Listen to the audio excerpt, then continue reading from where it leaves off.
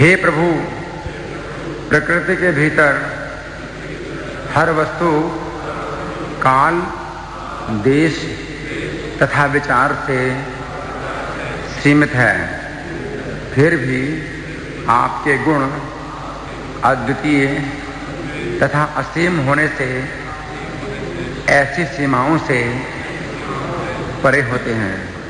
कभी कभी आप इन गुणों को अपनी शक्ति से ढक लेते हैं, तो भी आपके भक्त हर परिस्थिति में आपका दर्शन पाने में समर्थ हैं।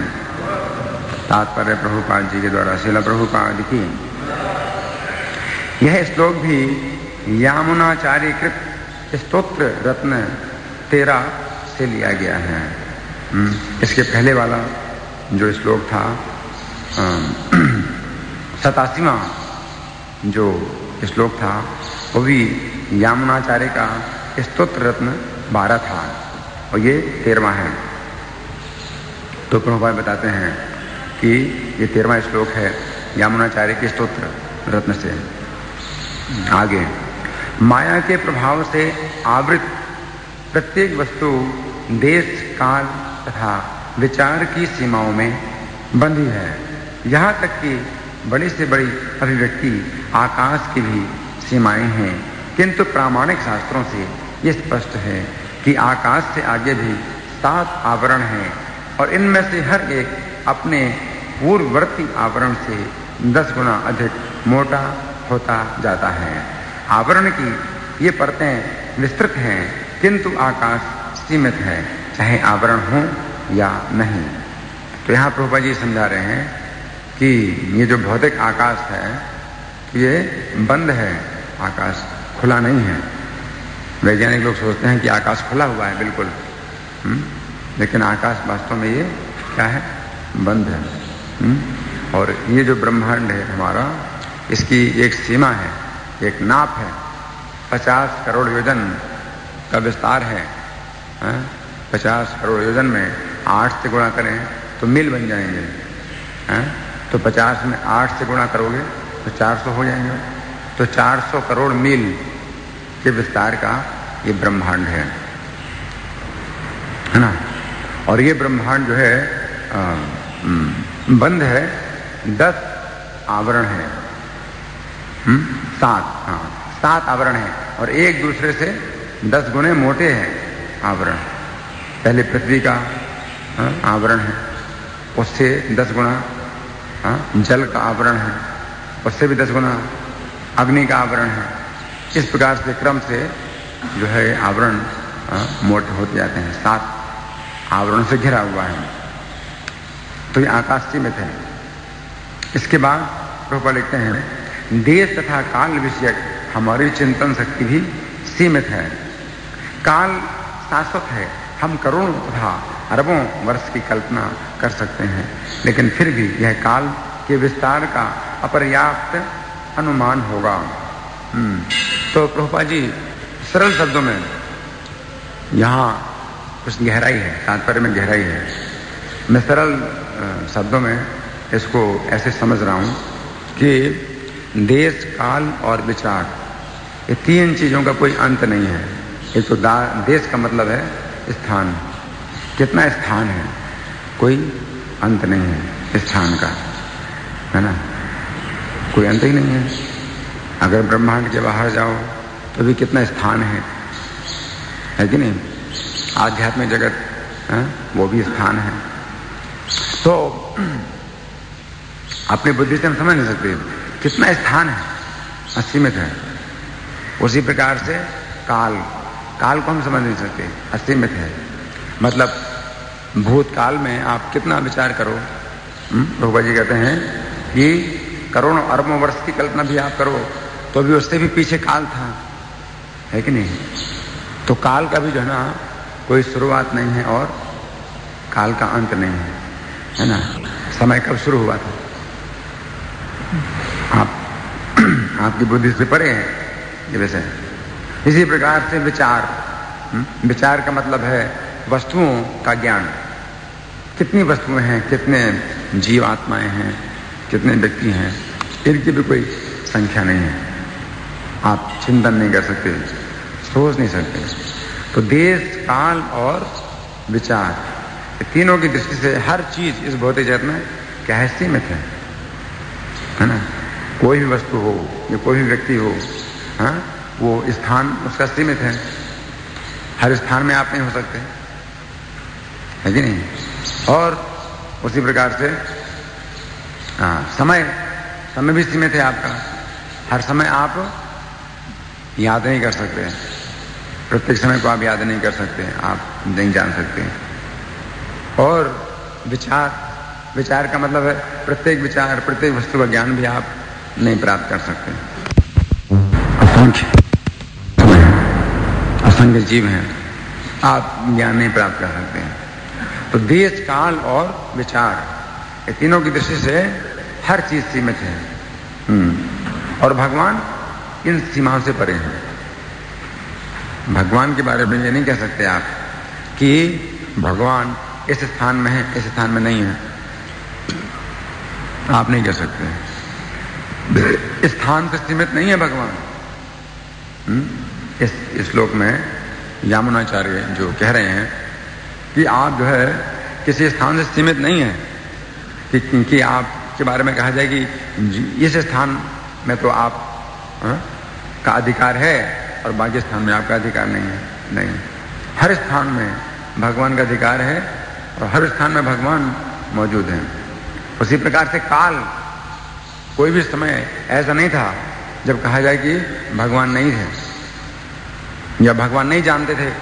उस समय की बात नहीं जानते थे, है ना। ऐसा कोई भी समय नहीं है जिस समय को भगवान नहीं जानते थे या नहीं जानते हैं या नहीं जानेंगे, है ना। न तो हम जातु नासम न तुम ने में जना दिपा, भगवान ने कहा कभी ऐसा समय नहीं था जब मैं नहीं था। तो भगवान जो है अपने बारे में बता रहे हैं। तो काल से सीमित नहीं है भगवान। आगे भी जो है ना, नचे बिना भविष्यामा, आगे भी जो है ना भगवान अपने बारे में बताते हैं कभी ऐसा समय नहीं होगा कि जब मैं नहीं रहूंगा, है ना। तो भगवान जानते हैं हर समय को, काल से सीमित नहीं। और विचार भी, विचार मतलब हर वस्तु का विचार भगवान करते हैं। हर वस्तु का भगवान पालन करते हैं और जानते हैं हर वस्तु को, हर जीव को जानते हैं भगवान, है ना। आप ये नहीं कह सकते कि भगवान सीमित हैं विचारों में सीमित है, कि शायद कोई ऐसी घटना हो ही हो कि भगवान उसको नहीं जानते। प्रत्येक घटना को जानते हैं भगवान। प्रत्येक जीवन, प्रत्येक जीव के, प्रत्येक जीवन की प्रत्येक घटना को जानते हैं भगवान। किसी विचार में सीमित नहीं है भगवान। तो तीन चीजों से भगवान जो है उल्लंघन कर चुके हैं। तो यहाँ ये समझा रहे हैं प्रभुपाद। आगे प्रभुपाद लिखते हैं, अतः हमारी अपूर्ण इंद्रियां ना तो भगवान की महानता के विषय में सोच सकती हैं, ना ही हम उन्हें काल या अपनी चिंतन शक्ति की सीमाओं में ले सकते हैं। तदनुसार उनकी स्थिति उल्लंघित शब्द से वर्णित की जाती है। मतलब भगवान उल्लंघन करते हैं। उल्लंघन मतलब उल शब्द नहीं बना है, उत से, उत माने ऊपर।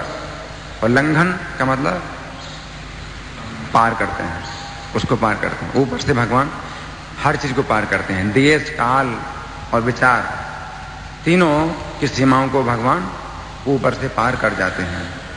भगवान नहीं सीमित हो सकते। देश, काल और विचार तीनों के द्वारा उल्लंघित है भगवान। वे देश, काल तथा विचार से परे हैं, यद्यपि वे उनके भीतर प्रतीत होते हैं, किंतु वे रहते हैं उनसे परे, जहां लगता है कि वे उनके अंदर हैं। जैसे कृष्ण जब लीला करते हैं तो लगता है कि वो वृंदावन में है ना। तो वृंदावन भारत के अंदर है और भारत के और वृंदावन के अंदर कृष्ण है। तो कृष्ण लगते हैं कि सीमित हैं, वृंदावन में है, वृंदावन से बाहर तो है नहीं कृष्ण। कृष्ण वृंदावन से बाहर नहीं है और वृंदावन भारत से बाहर नहीं है कि नहीं? और जो भारत है ये पृथ्वी से बाहर नहीं है। तो कृष्ण तो देश की सीमा के अंदर है कि नहीं? उसी प्रकार से काल, हाँ 5000 साल पहले कृष्ण थे, कृष्ण की लीलाएं थी, तो अब तो नहीं है, तो काल के द्वारा भी सीमित मालूम पड़ते हैं कृष्ण। और विचार कृष्ण अपनी लीलाओं में मस्त हैं, तो ऐसा लगता है कि और कुछ नहीं जानते कृष्ण, तो ऐसा लगता है। तो प्रभुपाद लिखते हैं कि ऐसा लगता है, यद्यपि वे उनके भीतर प्रतीत होते हैं। ऐसा लगता है कि कृष्ण देश काल और विचार के अंदर सीमित है, ऐसा लगता है। प्रतीत होते मतलब ऐसा मालूम पड़ता है, किंतु वे रहते उनसे परे हैं। देश काल और विचार की सीमा में नहीं है कृष्ण। वृंदावन में लीलाएं कर रहे हैं, लेकिन ये नहीं इसका मतलब है कि वे उसके बाहर नहीं हैं। वे सब प्राणियों के हृदय में बैठे हैं। गोलोक एव निवसति अखिलात्म भूतो, गोलोक में ही निवास करते हैं, बाहर नहीं। या गोलोक धाम से आए तो गोकुल में आ गए, तो गोकुल में ही रहते हैं, बाहर नहीं रहते हैं। गोलोक एव निवसति अखिलात्म भूतो, फिर भी सब प्राणियों के हृदय में भी विराजमान है, तो उल्लंघन कर जाते हैं, है ना। तो इस प्रकार से शास्त्र बताते हैं कृष्ण के अचिंत्य ये सब गुण हैं। तो प्रभुपाद लिखते हैं जहां भगवान का अस्तित्व देश काल तथा विचार से छिप जाता है, वहीं भगवान के शुद्ध भक्त उन्हें देश काल तथा विचार से परे उनके साकार रूप में देख सकते हैं। तो जो भक्त हैं वो कृष्ण की महिमा को समझ लेते हैं कि सीमित नहीं है, ना तो कृष्ण की लीलाएं किसी स्थान में सीमित हैं, ना किसी समय में सीमित हैं, और ना किसी विचार से सीमित हैं। कृष्ण की लीलाएं हर देश में होती हैं, हर समय होती हैं, और हर वस्तु में जो है ना कृष्ण की लीलाएं व्याप्त हैं। जो भक्त हैं वो समझ पाते हैं इस बात को। यद्यपि दूसरे शब्दों में, यद्यपि भगवान सामान्य व्यक्तियों की आंखों से नहीं दिखते, किंतु जो लोग आवरणों से परे हैं वे तब भी अपनी दिव्य भक्ति से उन्हें देख सकते हैं, है ना। तो यहाँ पर प्रभुपाद जी क्या लिखते हैं कि सामान्य व्यक्ति अपनी आंखों से नहीं देख पाते हैं। क्यों? क्योंकि उनकी आंखों में माया का पर्दा पड़ा हुआ है। कृष्ण माया का पर्दा डाला हुआ है, इसलिए कृष्ण को सामान्य व्यक्ति नहीं देख पाते हैं, कृष्ण को नहीं समझ पाते हैं। जब कृष्ण अवतार लेते हैं तो समझ नहीं पाते हैं। जैसे गीता में भगवान ने कहा है 7वें अध्याय का 25वां श्लोक, नाहम प्रकाशः सर्वस्य योग माया समावृतः। योग माया से अपने को मैं छिपा लेता हूं, इसलिए सबको मैं प्रकाशित नहीं होता हूं। मूढ़ोयम नाभिजानाति लोको मामजम अभ्यम। जो मूर्ख है, तो माया से जो ना मूर्ख बना हुआ जो व्यक्ति है वो नहीं जानता है माम अजम अव्ययम, कि मैं अविनाशी हूं, अजन्मा हूं, अविनाशी हूं। मतलब देश काल से परे हूं, नहीं जान पाते हैं। लेकिन अपनी दिव्य भक्ति से भक्त उनको देख लेते हैं, दिव्य भक्ति से देख लेते हैं। ऐसा श्लोक है कहीं गीता में, भक्त्या माम अभिजानाति यावान यस्यास्मि तत्वतः। भक्ति से जान लेते हैं। तो कृष्ण अपनों को माया से छिपाते हैं, लेकिन जो भक्त है अपनी भक्ति के बल पर भगवान को जान लेता है। तो इस तरह से यहां पर भक्ति की योग्यता ज्यादा बताई जा रही है।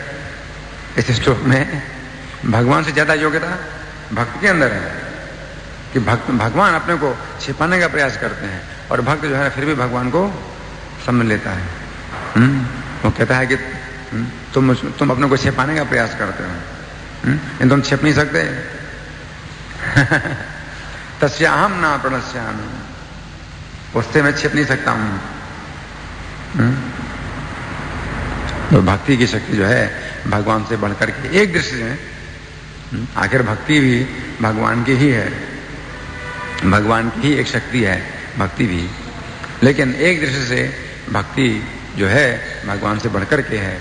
भगवान उसमें बंध जाते हैं, भगवान उससे छिप नहीं पाते हैं भक्ति से। ये अब यहाँ प्रभुपाद जी बड़ा सुंदर उदाहरण दे रहे हैं, कह रहे हैं सूर्य बादल से आच्छादित दिख सकता है, दिखाई देता है सूर्य कि बादल से ढका हुआ है, लेकिन क्या सूर्य बादल से ढका है? नहीं, बादल तो कुछ भी नहीं है सूर्य के सामने, है कि नहीं? बादल कुछ भी नहीं है सूर्य के सामने।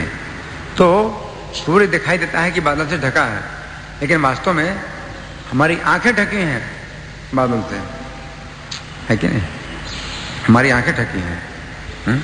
जैसे कि मेरा हाथ मेरी आंखों के सामने आ जाए, तो मैं सोचता हूं कि आप ढक गए, मेरे हाथ से आप ढक गए, मैंने आपको ढक दिया अपने हाथ से। क्या आपको ढका मैंने? नहीं, मेरी आंखें ढकी हैं। मैं कहता हूं मैंने आपको ढक दिया, आपको कहां ढका मैंने? इसी प्रकार से बादल से हमारी आंखें ढकी हैं, सूर्य थोड़ी ढका है। सूर्य के लिए कुछ फर्क नहीं पड़ता बादल से, उसका प्रकाश तो फैल रहा है, सब जगह फैल रहा है। वो थोड़ा सा हिस्सा है सूर्य के प्रकाश का जिसको बादल ने ढका है कि नहीं? वो कुछ भी नहीं है। सूर्य का जितना प्रकाश है उसकी तुलना में वो बादल ने जो ढका है प्रकाश को, वो कुछ भी नहीं है कि नहीं? तो प्रभुपाद लिखते हैं कि सूर्य बादल से आच्छादित दिख सकता है, लेकिन यह तो लघु मानव की आंखें हैं जो बादल के नीचे होने से आच्छादित हैं, ना कि सूर्य। यदि यही लघु मानव हवाई जहाज से बादल के ऊपर जाए तो वह सूर्य तथा धूप को बिना अवरोध के देख सकता है कि नहीं? तो हवाई जहाज से अगर आप ऊपर जाएं, तो बादल के ऊपर जाएं, तो फिर कोई दिक्कत नहीं है सूर्य को देखने में, है ना? तो यहां पर भक्ति की तुलना की गई किससे? भगवान की तुलना की गई सूर्य से, ठीक है ना? और माया की तुलना की गई बादल से, ठीक है? भगवान की तुलना की गई सूर्य से और माया की तुलना की गई बादल से। जिस प्रकार से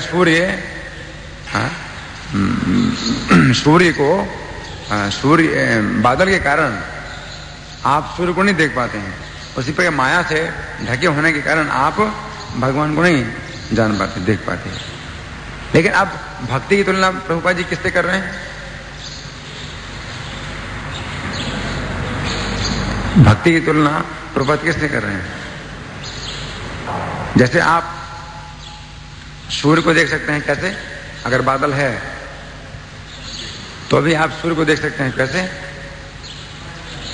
प्रभुपाद ने बताया तात्पर्य में, सूर्य को फिर भी कोई व्यक्ति देख सकता है, अगर बादल बदली है तो भी सूर्य को आप देख सकते हैं, कैसे?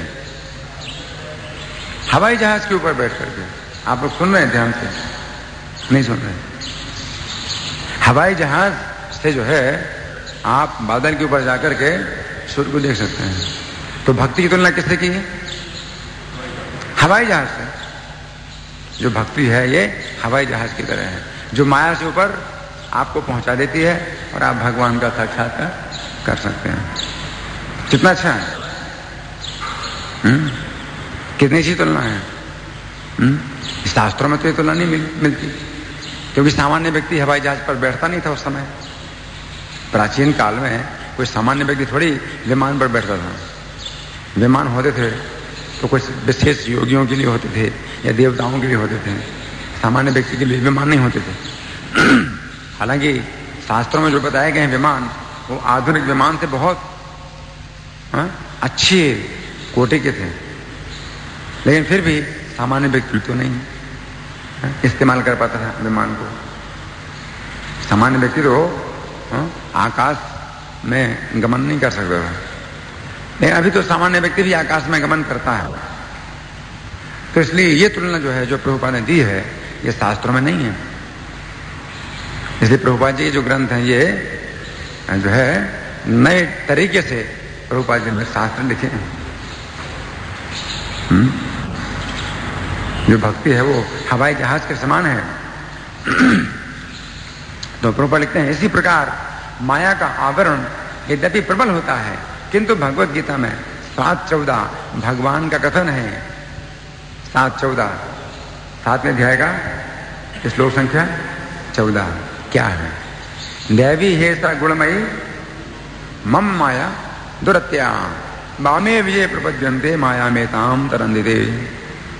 इस त्रिगुणमयी मेरी माया को जीत पाना कठिन है, किंतु जो लोग मेरी शरण में आ जाते हैं वे सरलता से इसके पार चले जाते हैं, है ना। तो माया की तुलना बादल से की गई है, और कृष्ण की शरण लेना मतलब भक्ति, है? तो भक्ति के द्वारा जो है आप माया रूपी बादल से ऊपर उठ सकते हैं, और सूर्य रूपी भगवान का आप साक्षात्कार कर सकते हैं, है ना। और कोई उपाय नहीं, और क्या उपाय? अगर खूब घना बादल हो, है ना, तो सूर्य को देखने का और कोई उपाय है? हवाई जहाज में जाना पड़ेगा आपको। तो उसी प्रकार से जब आप माया में बंधे हुए हैं, माया से ढके हैं, तो भगवान को जानने का उपाय और क्या है? और कोई उपाय है भक्ति के अलावा? नहीं, और कोई उपाय नहीं है। तो मामे भी ये प्रपदन्ते, जो मेरी शरण में आए हैं। आप प्रभुपाद लिखते हैं माया के प्रभाव को पार कर पाना अत्यंत कठिन है, किंतु जो लोग भगवान के चरण कमलों को पकड़ने के लिए दृढ़ संकल्प हैं वे माया के चंगुल से मुक्त हो जाते हैं, है ना। तो कृष्ण के चरणों, या कृष्ण के चरणों की धूल के में जो है अगर आप आसक्ति हो गई तो फिर आपको कृष्ण की प्राप्ति हो जाएगी, सब कुछ कृष्ण का प्राप्त हो जाएगा, है? क्योंकि कृष्ण अपने चरणों से अलग तो नहीं हो सकते। कृष्ण के चरणों की धूल भी जो है ना आपको कृष्ण तक ले जाएगी, क्योंकि वो कृष्ण चरणों की धूल भी जो है ना कृष्ण से अलग नहीं होती है कि नहीं। आपके चरणों की धूल तो आपसे अलग हो जाती है, कृष्ण के चरणों की धूल भी आपको कृष्ण तक पहुंचा देगी, है ना। तो यहां प्रभुपाद लिखते हैं इसलिए शुद्ध भक्त भगवान को समझ सकते हैं, किंतु असुरगण अपने दुष्ट स्वभाव के कारण अनेक शास्त्रों एवं ईश्वर के असामान्य कर्मों को देखते हुए भी भगवान को समझ नहीं सकते।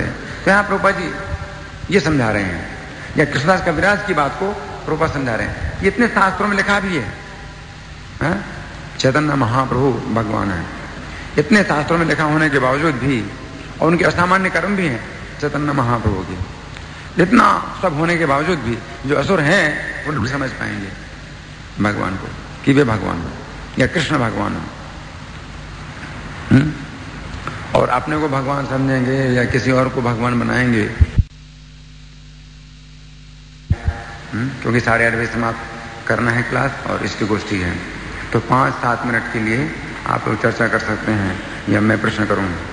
कोई प्रश्न है या मैं प्रश्न करूं? मैं प्रश्न करूं? ठीक है, मैं प्रश्न कर रहा हूं। तो यहां पर भगवान को जो बताया गया है कि देश काल और विचार की सीमा से परे हैं, इसका मतलब क्या है? इस श्लोक में भगवान को बताया गया है कि भगवान देश काल और विचार की सीमा से परे हैं। इसका अर्थ क्या है? देश का मतलब यहां पर क्या है? स्थान। देश का मतलब ये नहीं है कि इंडिया पाकिस्तान, ये नहीं, स्थान। तो देश से परे हैं भगवान, देश की सीमा से परे, इसका मतलब क्या है?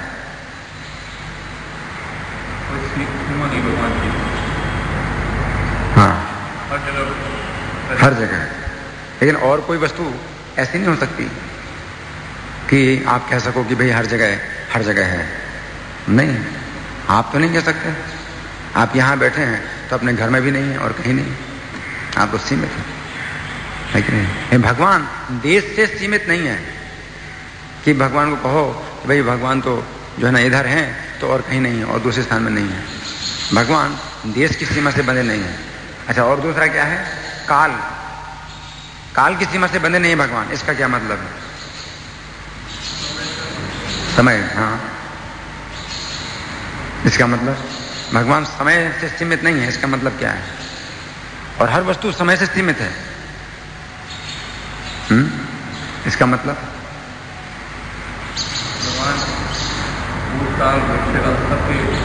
ज्ञाता है नहीं, वो तो दूसरी बात है।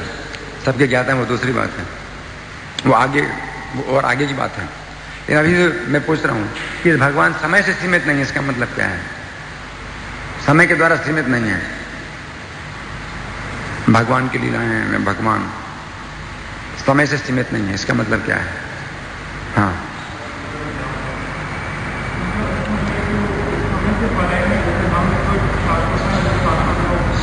शाश्वत, हाँ शाश्वत है। मतलब कोई समय ऐसा नहीं था जब आप कह सकते हैं कि भाई उस समय भगवान नहीं थे, है ना? लेकिन आप तो कह सकते हो, आपका जन्म हुआ अभी, है ना? उसके पहले आपको पता नहीं। हालांकि जो जीव आत्मा है वो भी ऐसे ही है, समय की सीमा से परे है। लेकिन फिर भी जो आपका शरीर है वो तो समय के द्वारा सीमित है। किसी तारीख को पैदा हुआ था और किसी तारीख को समाप्त हो जाएगा, तो ये समय से सीमित है। लेकिन भगवान का शरीर भी जो है समय की सीमा से बंधा नहीं है कि भगवान का शरीर जो है कभी पैदा हुआ था। लेकिन हाँ, मूर्ख लोग कहते हैं क्या भगवान का शरीर पैदा हुआ? कैसे? प्रकाश से पैदा हुआ। कुछ लोग तो कहते हैं कि नहीं, उनका भौतिक शरीर है, खून मांस का बना हुआ। ये तो बहुत मूर्ख है। कुछ लोग बड़े आगे बढ़े हुए अपने को सोचते हैं कि हम बहुत ज्ञान में आगे बढ़े हैं, तो कहते हैं कि भगवान का शरीर तो दिव्य है, उनका शरीर खून मांस का बना नहीं है। लेकिन तो भी वो निराकार से साकार हुए, पहले निराकार थे। आप कुछ कहें? नहीं, वो दूसरी बात है। हर जगह व्यापक है, वो दूसरी बात है। हर समय भगवान जो है, भगवान का जो रूप है, भगवान के गुण हैं, भगवान के नाम, भगवान की लीलाएं हर समय जो है होती हैं, हर समय। प्राचीन काल में चाहे कितने भी पीछे जाओ, लेकिन कोई ऐसा समय नहीं था कि जब भगवान का नाम नहीं था, रूप नहीं था, गुण नहीं थे, लीलाएं नहीं थी। हर समय थी और आगे भी कभी बंद नहीं होने वाला, है ना? तो ये हुआ समय से परे है। और तीसरी बात क्या है? विचार। भगवान विचारों से परे हैं, मतलब विचारों की सीमा से बने नहीं है। इसका मतलब क्या है?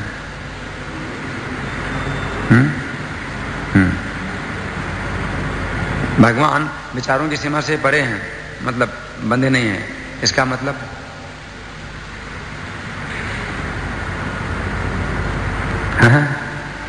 मतलब हर वस्तु को जानते हैं भगवान।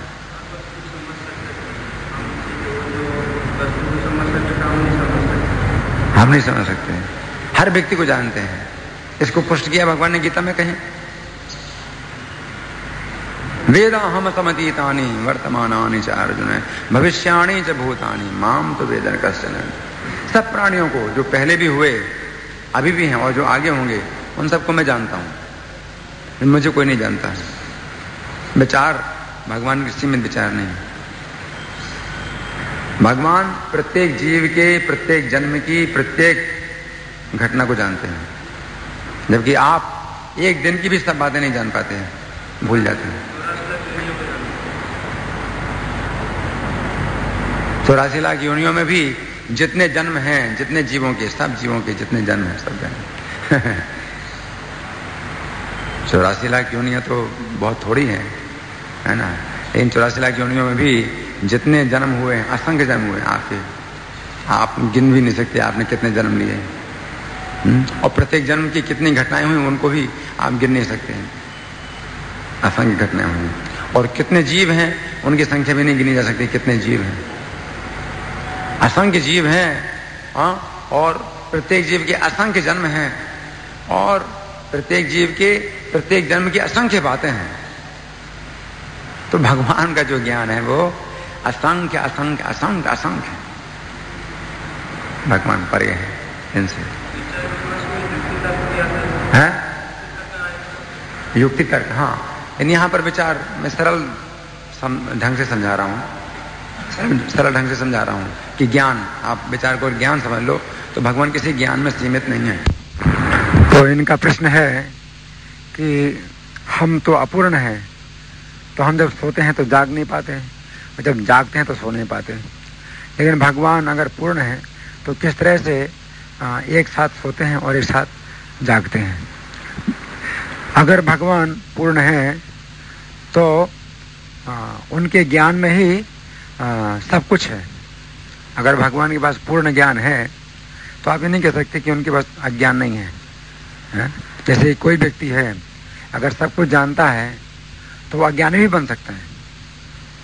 कोई व्यक्ति अगर बहुत शिक्षित है तो वो चाहे तो मूर्ख बन सकता है, और जब चाहे तो मूर्ख भी बन सकता है। लेकिन जो मूर्ख है वो शिक्षित नहीं बन सकता है। तो इसी प्रकार से भगवान अगर जागते हैं तो वो सोने का आनंद ले सकते हैं, वो भूलने का आनंद ले सकते हैं। उनकी जो योग निद्रा है तो वो मतलब एक दिव्य निद्रा है, जिसमें कि भगवान सोते भी हैं और जागते भी हैं।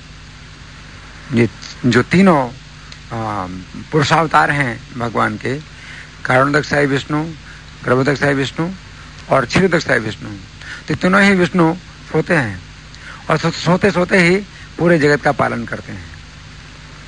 ये जो कार्य है, जगत के पालन का कार्य है, उनके लिए इतना आसान है कि सोते सोते भी कर सकते हैं भगवान। जबकि हाँ, तो लेकिन एक सामान्य व्यक्ति है, अपने घर का भी अगर पालन करता है तो उसके लिए बड़ी भारी सिरदर्दी हो जाती है, कितनी चिंता हो जाती है। लेकिन भगवान इस संसार के जितने भी जीव हैं, थलचर हैं और नभचर हैं और जलचर हैं, इन सब का पालन कर रहे हैं और सोते सोते कर रहे हैं और उन्हें कोई दिक्कत नहीं होती।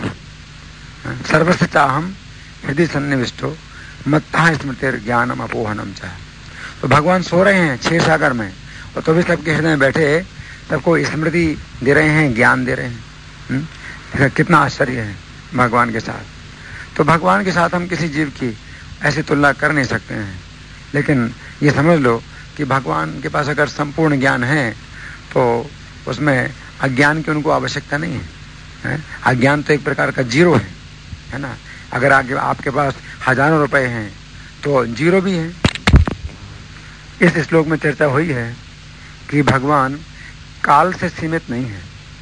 तो इस संबंध में मेरा एक लेख है, श्री भगवान ने कहा, भाग 52, जिसमें इस श्लोक की व्याख्या है, न तेवाहम जातु नासम न तुमने में जनाधिपा। तो इसमें मैंने लिखा है, सर्वप्रथम कहा गया है न तो एव अहम न आसम, अर्थात ना तो ऐसा है कि किसी समय मैं नहीं था। इन शब्दों में गहराई का कोई अंत ही नहीं है। श्री कृष्ण प्रत्येक समय की अपनी प्रत्येक बात को जानते हैं, इसलिए वे कह रहे हैं कि ऐसा कोई भी समय नहीं था जिस समय वे नहीं थे। क्योंकि श्री कृष्ण स्वयं ही यह बात कह रहे हैं, इससे पता चलता है कि ऐसा कोई भी समय नहीं था जिस समय श्री कृष्ण के पास यह ज्ञान नहीं था। यह बात श्री कृष्ण अपने लिए अलग से कह रहे हैं कि वे सता रहे हैं। श्री कृष्ण अपनी दिव्य स्थिति में सता रहे हैं। अब यहाँ पर प्रश्न उठता है कि श्री कृष्ण सीधे ऐसा भी कह सकते थे कि वे पूर्व में सदा थे, फिर वे ऐसा क्यों कह रहे हैं कि ऐसा कोई समय नहीं था कि जब वे नहीं थे। जिस प्रकार यदि किसी स्थान में अनेक लोगों को भोजन खिलाया गया हो तथा यदि यह कहा जाए कि सभी को भोजन खिलाया गया, तो फिर भी ऐसा भी हो सकता है कि कुछ ऐसे भी व्यक्ति बच गए हों जिन्होंने भोजन ना खाया हो। परंतु जब ऐसा कहा जाता है कि वहाँ ऐसा कोई भी व्यक्ति नहीं था जिसे भोजन ना खिलाया गया हो, तो यह बात अच्छी प्रकार से निश्चित हो जाती है कि सभी को भोजन खिलाया गया है। उसी प्रकार यदि श्री कृष्ण यह कहते कि वे पूर्व में सदा थे, तो अनेक मूर्खों को ये कहने का अवसर मिल जाता कि यद्यपि श्री कृष्ण पूर्व काल में थे, परंतु फिर भी कभी ऐसा भी समय था जब श्री कृष्ण नहीं थे। कई लोग ऐसा भी मानते हैं कि श्री कृष्ण जब देवकी के समक्ष कंस के कारागार में प्रकट हुए थे, तो उस समय वे एक ज्योति से प्रकट हुए थे। दूरदर्शन द्वारा प्रस्तुत महाभारत के सीरियल में ऐसा दिखलाया भी गया है कि कारागार के अंदर रात्रि के अंधकार में देवकी और वसुदेव ने देखा कि खिड़की के अंदर एक प्रकाश का पुंज आया तथा उससे श्री कृष्ण बन गए। इसका अर्थ यही हुआ कि श्री कृष्ण अपने जन्म के पूर्व एक निराकार ज्योति थे। एक दृष्टि से तो यह प्रस्तुतिकरण अच्छा है कि श्री कृष्ण कोई सामान्य व्यक्ति नहीं है। उनका शरीर खून, हड्डी और मांस का बना हुआ नहीं है, क्योंकि उनका शरीर एक ज्योति से बना है। परंतु यदि गहराई से देखा जाए तो पता चलता है यह प्रस्तुतिकरण गलत है, क्योंकि इसमें यह माना गया है कि श्री कृष्ण अपने जन्म के पूर्व निराकार ज्योति थे। गीता 7:24 में श्री कृष्ण कहते हैं, बुद्धिहीन मनुष्य मुझको ठीक से न जानने के कारण सोचते हैं कि मैं यानी भगवान कृष्ण पहले निराकार था और अब मैंने इस स्वरूप को धारण किया है। वे अपने अल्प ज्ञान के कारण मेरी अविनाशी तथा सर्वोच्च प्रकृति को नहीं जान पाते। इस श्लोक के तात्पर्य में श्रील प्रभुपाद यामुनाचार्य का एक श्लोक उद्धृत करते हैं, जिसका अर्थ है, हे प्रभु, व्यासदेव तथा नारद जैसे भक्त आपको भगवान रूप में जानते हैं। मनुष्य विभिन्न वैदिक ग्रंथों को पढ़कर आपके गुण, रूप तथा कार्यों को जान सकता है और इस तरह आपको भगवान के रूप में समझ सकता है। किंतु जो लोग रजो तथा तमोगुण के बस में हैं, ऐसे असुर तथा अभक्त गण आपको नहीं समझ पाते। ऐसे अभक्त वेदांत, उपनिषद तथा वैदिक ग्रंथों की व्याख्या करने में कितने ही निपुण क्यों ना हो, वे भगवान को नहीं समझ पाते। तो इस श्लोक यामुनाचार्य का था जो प्रभुपाद ने उद्धृत किया। आगे श्रीमद् भागवत के अनुसार जब श्री कृष्ण का जन्म हुआ, उसके पूर्व वे देवकी के गर्भ में थे तथा उस समय भी ब्रह्मा तथा शिव आदि समस्त देवताओं ने कंस के कारागार में आकर श्री कृष्ण की परमेश्वर के रूप में स्तुति की थी। इसके भी पूर्व श्री कृष्ण अपने गोलोक धाम में थे तथा उन्होंने योग माया को आदेश दिया कि देवकी के गर्भ में 7वें पुत्र के रूप में स्थित बलराम जी को वह रोहिणी के गर्भ में स्थानांतरित कर दे। इस प्रकार हमें समझना है कि श्री कृष्ण अपने नाम, रूप, गुण तथा लीलाओं के साथ अपने धाम में सदा निवास करते हैं। इसके बाद श्री कृष्ण कहते हैं, न तुमने में जनाधिपा, अर्थात ऐसा कोई समय नहीं था जिस समय तुम और ये सभी राजागण नहीं थे। अब यहाँ पर एक अंतर है, जब श्री कृष्ण अपने विषय में कोई बात कहते हैं तो वह बात उनके शरीर और आत्मा दोनों के लिए लागू होती है, क्योंकि श्री कृष्ण के शरीर और आत्मा में कोई अंतर नहीं है। परंतु जब अर्जुन तथा अन्य राजाओं की बात आती है तो यह बात उनकी आत्माओं के लिए है, जो अपने कर्मों के कारण अपने शरीरों को बदलते रहते हैं। परंतु अर्जुन की स्थिति फिर भी अन्य राजाओं से अलग है। यद्यपि अर्जुन एक जीवात्मा है तथा श्री कृष्ण एकमात्र परमेश्वर हैं, परंतु फिर भी शुद्ध भक्त होने के कारण वे सदा श्री कृष्ण के साथ रहते हैं। गीता के 4 अध्याय के 5वें श्लोक में श्री कृष्ण कहते हैं कि तुम्हारे तथा मेरे अनेक अनेक जन्म हो चुके हैं, मुझे तो उन सब का स्मरण है, किंतु हे परंतप तुम्हें उनका स्मरण नहीं रह सकता है। इससे पता चलता है कि अर्जुन विस्मरणशील जीवात्मा होते हुए भी अत्यंत भाग्यशाली हैं कि वे प्रत्येक जन्म में श्री कृष्ण के साथ रहते हैं। श्रीमद् भागवत में वर्णन आता है कि पूर्व काल में श्री कृष्ण तथा अर्जुन ने ब्रह्मा जी के पुत्र धर्म के घर में मूर्ति देवी के पुत्रों के रूप में नारायण तथा नर के नाम से जन्म लिया था। जिस समय नर नारायण का जन्म हुआ उस समय संपूर्ण विश्व में आनंद छा गया, प्रत्येक व्यक्ति का मन शांत हो गया। उस समय सभी दिशाएं प्रसन्न थीं, वायु सभी को सुख प्रदान कर रहा था और नदियां तथा पर्वत अनेक प्रकार के रत्न प्रदान कर रहे थे। उस समय स्वर्ग लोक में बाजे बजे तथा आकाश से पुष्पों की वर्षा हुई। गंधर्व और किन्नर गान करने लगे तथा स्वर्ग की अप्सराओं ने नृत्य किया। इस प्रकार नर नारायण के जन्म के समय सभी मंगलकारी चिन्ह प्रकट हुए तथा ब्रह्मा जी सहित समस्त देवताओं ने प्रार्थना की, हम उन भगवान को नमस्कार करते हैं जिन्होंने धर्म के घर में नर के साथ नारायण ऋषि के रूप में अवतार लिया है।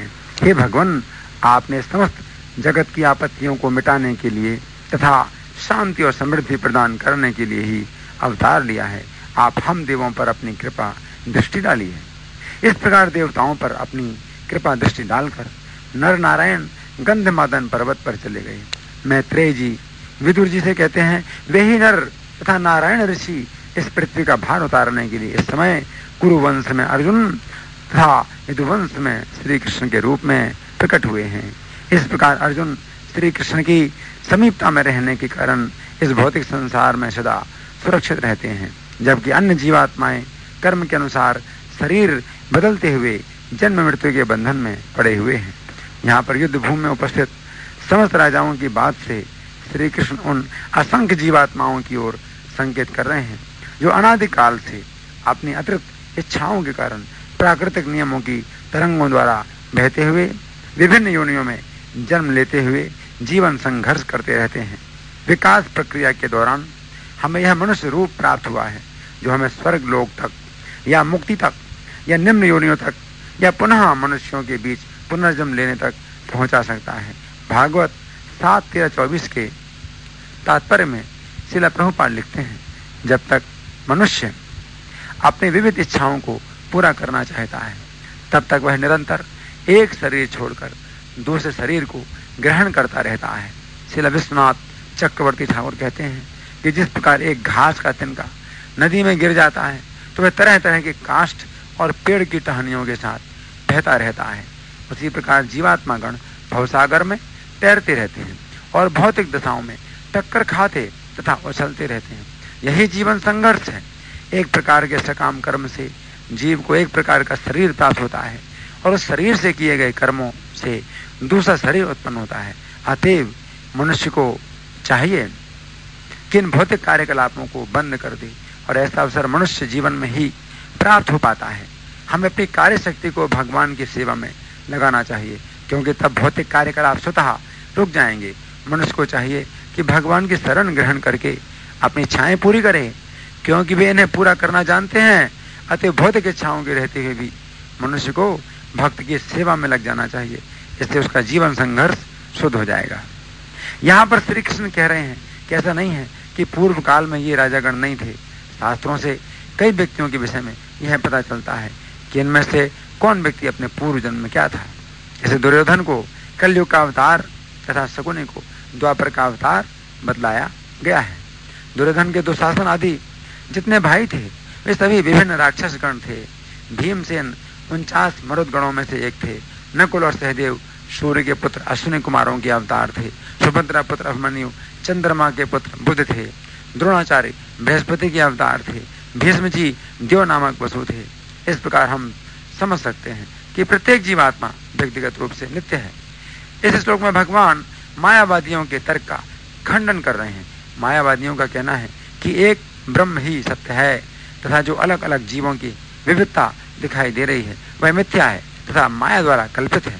परंतु यहाँ पर भगवान कह रहे हैं कि प्रत्येक जीवात्मा व्यक्तिगत रूप से नित्य है।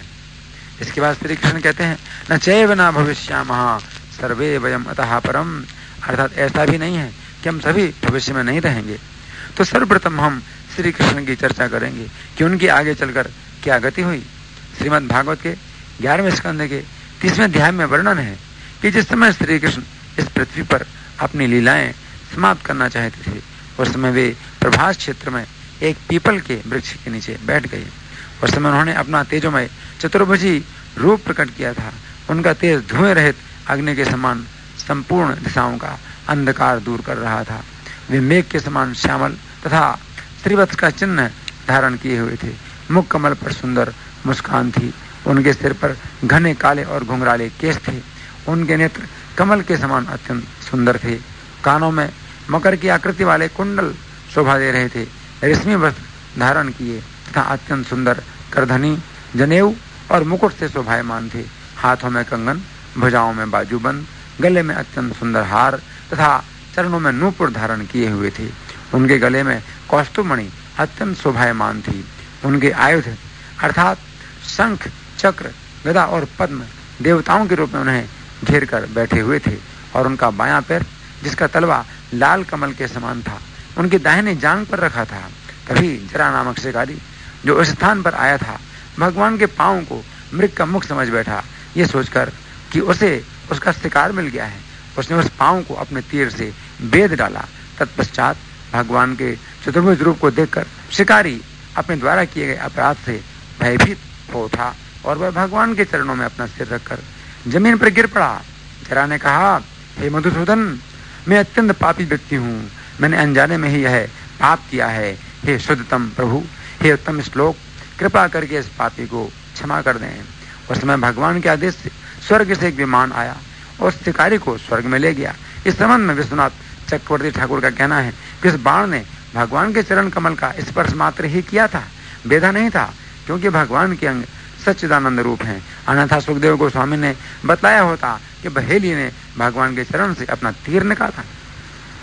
उस समय भगवान का दर्शन करने के लिए ब्रह्मा जी, शिव, पार्वती तथा समस्त देवता आकाश में अपने अनेक विमानों की भीड़ लगाकर अत्यंत भक्ति के साथ फूलों की वर्षा करने लगे। भगवान का शरीर योग अग्नि में जलने योग्य नहीं था, बल्कि उनका दिव्य शरीर संपूर्ण जगत का सर्व आकर्षक आश्रय है तथा योगियों के ध्यान का लक्ष्य है। इसलिए भगवान अपने उसी शरीर के साथ वैकुंठ धाम में प्रविष्ट हुए। ब्रह्मा आदि देवता भगवान कृष्ण को अपने धाम में प्रवेश करते हुए नहीं देख सके। इस प्रकार भगवान प्रकृति के नियमों से परे होते हुए भी अपनी ऐसी माया शक्ति प्रदर्शित करते हैं जिससे मूर्ख लोग ये सोचें कि भगवान ने अपना शरीर एक सामान्य व्यक्ति की तरह त्यागा है। वस्तुतः भगवान कृष्ण अपने नित्य शरीर में ही अपने धाम लौट गए, जिसकी पुष्टि समूचे वैदिक साहित्य में हुई है। धन्यवाद। हरे कृष्ण। श्री श्री राधा पार्थार्थी ललिता विशाखा की जय। जगत गुरु शिला प्रभुपाद की जय। श्री श्री गौरताय भगवान की जय। श्री श्री सीताराम लक्ष्मण हनुमान की जय। ग्रंथराज श्रीमद् भागवतम की जय।